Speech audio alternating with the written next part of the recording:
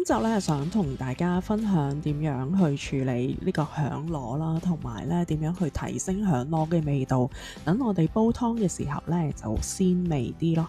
我就好中意咧用螺頭咧去煲鮑魚花膠雞湯嘅喎，呢個湯咧就可以調養翻身體啦。煲螺頭湯咧，其實市面上咧有好多選擇嘅喎，有紅螺頭啦、白螺頭啦、螺嘴啦、響螺啦，同埋螺片嘅。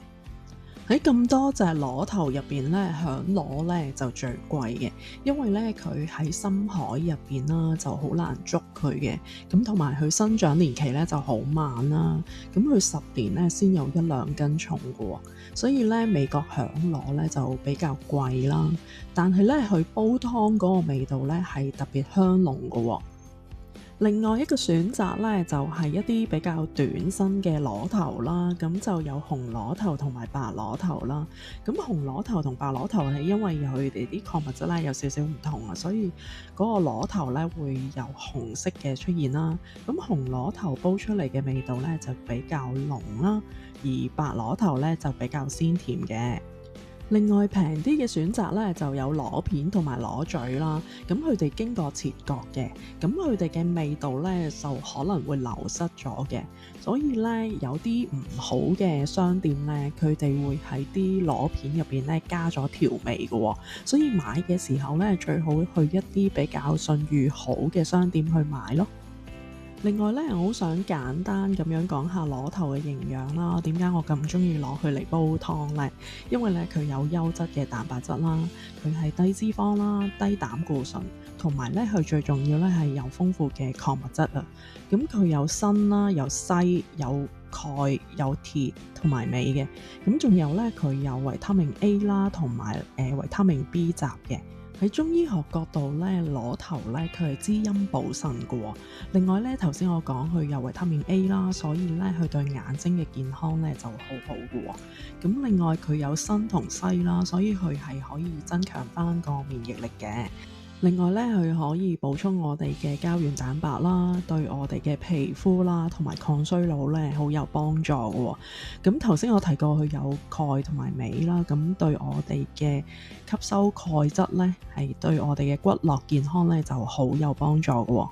所以咧螺頭咧對我哋調理整體健康咧好有幫助嘅喎。今集咧，我想講下我點樣處理呢個響螺啦，同埋點樣可以令到響螺咧煲出嚟嗰啖湯咧更加鮮甜嘅喎。響螺咧，佢本身係乾貨啦，所以咧都要浸嘅。咁響螺咁大隻咧，我就浸咗佢1晚啦，跟住浸軟咗咧，就清咗佢嗰啲內臟，有啲腸啊咁嗰啲咧，我就清咗佢先嘅。我自己覺得咧，美國響螺咧，佢就唔腥嘅，但係如果其他螺頭咧，我自己覺得咧就會有腥味嘅，所以咧大家可以試下用薑水咧去出水先，去咗啲腥味咯。跟住咧，我就會切片啦。買響螺咧都會有一個殼咧係黐住嗰個響螺肉嘅，咁嗰個殼咧坊間咧都會習慣咧係煲湯嘅時候咧都煲埋嗰個殼嘅。另外咧，如果大家煲螺頭咧，都係用同樣一個方法啦，就浸軟身啦，浸佢1晚啦，跟住咧就揾啲薑出水啦，跟住咧就可以片薄片啦。片完薄片咧，我就會揾少少油啦，跟住用平底鑊去煎佢嘅。點解我咁做咧？因為螺咧佢入邊有維他命 A 同 E 啊，咁佢哋係一啲油溶性嘅維他命嚟嘅，所以咧我想去吸少少油咧，等佢易啲去出嗰個維他命 A 同 E。另外咧，其實煎一煎佢咧都可以去一啲腥味嘅喎。我哋煎完之後咧就可以放湯繼續煲嗰個湯啦。今日咧就好簡單咁樣去分享咗我點樣去處理呢個響螺同埋螺頭啦。咁希望你中意我呢條片啦。